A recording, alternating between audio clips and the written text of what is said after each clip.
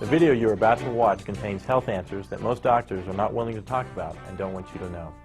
You or someone you love may be suffering with health problems such as digestion problems, weight gain, headaches, and even low energy. Today you will find the cause of most of these health problems that are robbing you and your loved ones of good health. Here today to educate you on this vital topic is Dr. Joel Robbins. Dr. Robbins is a medical doctor, a chiropractor, and a naturopathic physician. He has treated over 100,000 patients and has been in practice for over 20 years. Dr. Joel Robbins has written several books on health and wellness. He lectures around the country and has been a guest on many talk shows. In fact, the United States Air Force called him to Washington to help them improve the health of their pilots. Dr. Joel Robbins is a true living example of someone who walks his talk. At the age of 47, he still looks like he is in his 30s. Please pay close attention now as he shares with you today the major cause of most of you and your family's health concerns. In traditional medicine, and unfortunately in complementary health care, we look at the symptom and we say, all right, with that symptom, this diagnosis, what remedy do we give? Is it a drug? Is it surgery? Is it an herb? Is it colonic therapy, acupuncture? What is it? But we fail to ask the primary question, the basic question, which is, what is the cause? If you have a headache and you go to the doctor, he prescribes aspirin, you take the aspirin, your headache goes away. What would logic tell you as to the cause of your headache? Well, that's simple, aspirin deficiency. And yet, there is no such thing. We do not get a headache due to a salicylic acid deficiency. We haven't asked what the cause is. This is like hearing the fire alarm go off in your home and you run up and find the wires to the fire alarm and cut the wire and think, okay, I don't hear the fire alarm anymore, therefore there's no more fire. That's ridiculous. The problem with not looking at causes is that while we're getting relief, we continue to poison the body, we continue to weaken it, and ultimately we end up with some disease process. I believe the number one cause of health problems is auto-intoxication. Auto meaning self, intoxication meaning poisoning. We poison ourselves by our faulty lifestyle. Yes, most of the time out of ignorance. What is the most common cause of auto-intoxication? It's poor bowel function or poor colon health. Oh, come on, you say. That's ridiculous. Well, let me tell you something. There are medical studies that say otherwise. Here are some very interesting facts about our colon. This first one comes from Dr. Anthony Bagier, a professor of gastroenterology in New York, concluded after a 25-year study of over 5,000 cases that every physician should realize that the intestinal toxins are the most important primary and contributing causes of many disorders and health problems of the human body. That's profound. When I went to medical school, chiropractic school, even naturopathic school, I was not taught about the relationship between colon health and physical problems. That is sad. But after 20 plus years of clinical experience and also the hundreds of medical studies, we now know better. The health of the colon does make a difference. In this video, we're going to learn how poor colon health can lead to serious health problems. We're going to learn what auto-intoxication is, what causes it, and what we can do about it. Many of you are hurting, many of you are frustrated, you have health problems you're not finding answers for. Just listen up. We're going to give you hope. There is a solution.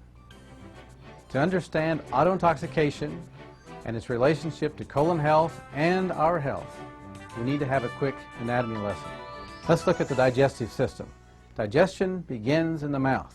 As we chew our food, saliva mixes with the food. Saliva contains some enzymes that begin the process of digesting that food. We swallow the food, it goes down into the stomach where digestion continues. From there, the food goes into the small intestine where digestion finishes up, and then food is absorbed through the villi in the small intestine. After digestion, after absorption, the food is passed on into the large intestine and becomes fecal matter. It goes across the transverse to descending colon, the sigmoid colon, and out through the rectum. Here's a diagram of your small intestine. It is about 25 feet in length and approximately the width of your thumb. On the close-up here, we see what are called villi. These are finger-like projections through which nutrition is absorbed into the bloodstream to nourish the body. Now, eating toxic food, junk food, can cause a film to build up over these villi, which will hinder the absorption of nutrition into the body. And it really doesn't matter how many supplements you take, not going to get the benefit of your money. In this diagram, we're observing the normal movement of food through the small intestine, and then it becomes fecal matter in the large intestine, going out in a timely fashion, one meal in, one bowel movement out.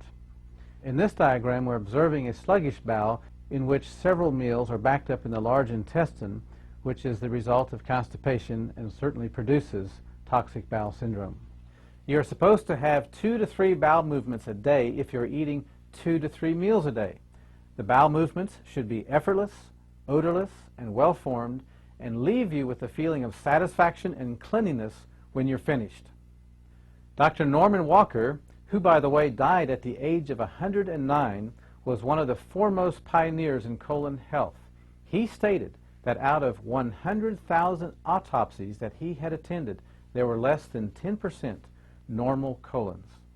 Dr. William Hunter said, "The colon is the sewer system of the body, but with neglect and abuse it becomes a cesspool of toxins that spill over into the body." Let me tell you the true definition of regularity. If you eat a meal, you have a bowel movement. You eat 3 meals a day, you should have 3 bowel movements a day, just like a baby. You feed a baby, 20 minutes later, it has a bowel movement. So let me ask you a question. If you're eating 3 meals a day, but you're having just 1 bowel movement a day, or maybe 1 bowel movement every 10 days, as some patients tell me, sometimes once every 2 weeks, believe it or not. Question, what's happening to that food? What's it doing to our body? You're about to find out. Here's a diagram of the normal colon. Notice the ascending colon, transverse colon, descending colon, sigmoid, and rectum. Look at this example of how toxic a colon is. Look at the cross-section of the colon, only leaving a small passageway to eliminate. This waste builds up, causes poisons, which are then absorbed into the body. This is what happens to our colon when we ignore the body's urgings to have regular bowel movements. Let me ask you a question. What would happen if you were to put a hamburger in a Ziploc bag and left it in your kitchen counter? What would it smell like after a week? Or even worse, what would it smell like after several years? This is what's going to take place in our bodies if we are not eliminating properly. Here are some actual x-rays of people with colon problems. Notice the white areas, that's the colon. Notice how distorted, how prolapsed, convoluted these sick colons are. Serious health consequences are going to result as a result of these colons that are not healthy. In this diagram, we see what's known as a spastic colon. This is the result of stress. See how the colon is contracted in spasm. Obviously, this will hinder bowel function. This is a direct consequence of stress. This certainly sets the stage for serious health consequences as this fecal matter remains in the colon for years. One of the most serious consequences of not taking care of a colon is something called a colostomy. And this is where the surgeons remove the colon and the bowel matter passes out through a hole in the abdomen into a sac. Let's spend some time talking about a major health problem in this country, and that of weight problems. According to the Surgeon General, over 61% of the adult population is overweight. That's awful. That's tragic. There are several factors relating to toxic colon that can contribute directly to weight problem. Toxic accumulation in the bowel. As I've said before, the colon can expand up to 5 times its normal size. This swells up because of the toxic waste that's not being eliminated in a timely fashion. This leads to that condition, megacolon. This is the enlarged colon. Dr. Jack Lemire, a naturopath and a homeopath, said most people are walking around with at least 7 pounds of fecal matter in their large intestine, and I have seen patients lose that much weight and their tummy bulge following colon therapy.